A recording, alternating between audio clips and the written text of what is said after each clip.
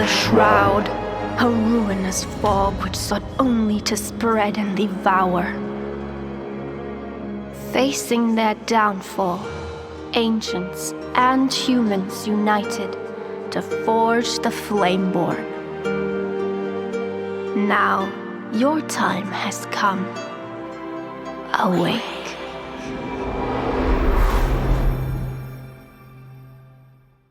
Hello, Dazzle! Thanks for coming and hanging out with me today. I am glad that you are here. If you are new to playing Enshrouded, I have some tips and recommendations for you to help you have the best possible gaming experience. So first of all, don't rush it. This is a beautiful game with a ton of things to do. There are quests to complete, an interesting world to explore, lore nuggets to find, and building to be done. Take the time to really enjoy all of the aspects of this game. It really is worth it.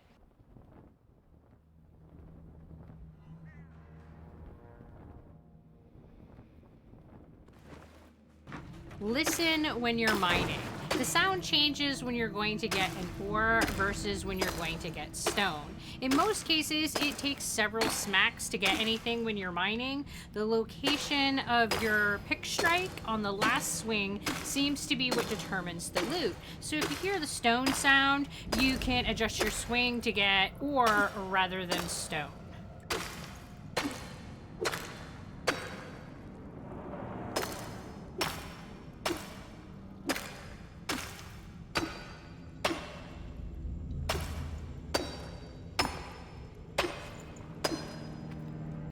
Don't stress about how to spend your skill points. The game has made it really easy to reset your points. You do this by spending the runes which you get in abundance. And there doesn't seem to be a limit on the number of times that you can reset them either. So this means that you can experiment and try things out without stressing about getting the ideal build. If you don't like what you have, just reset it. Destroy or break the gear that you aren't using. It's going to take up a bunch of space that you will need for hoarding, building, and crafting supplies. And these items will respawn every time you restart your world, so they can always be found again. Wait until later in the game to do your really big builds. As you progress through the game, you're going to get access to more types of building blocks and furniture. There is a benefit to building a starter base that has a high comfort rating, as this will increase how long your rested bonus lasts. But keep in mind that the first base you build will be made with a limited selection of items, so you might want to keep that first build focused on getting the comfort score. Then, later in the game, when you have all of the cool stuff, try building that castle.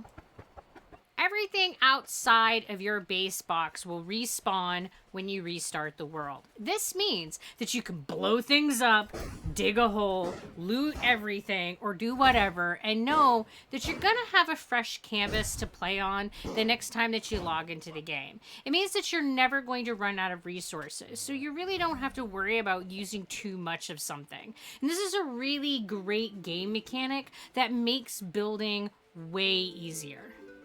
Get the magic boxes as soon as you can. They allow you to craft with everything that is inside your boxes. And this means that you don't have to have the materials on your person. If it's in your magic box, you can use it to craft. And it doesn't matter where you put that box in relation to the crafting source. The box will connect to all of the crafting sources within the same base zone. Get your crafting NPCs as soon as possible. This is required to progress through the game, but it will open up a ton of crafting options that you wouldn't otherwise have. And some of the crafting is for building and decorating your base, but a lot of it is going to give you access to better gear. Follow the roads. They will take you to some really interesting places. They're always a good option for finding your way out of the Shroud or getting onto a different level in the world. Generally speaking, the roads go to places, and those places are worth exploring. When you're getting into your boxes, pay attention to the button that's sitting in between your box inventory grids. They're going to give you some really nice organizational options. They're going to allow you to take all or deposit all, and they're also going to allow you to add items into your box based on what's already in it. And this can go a long way to make dumping your pockets quickly while still maintaining organization.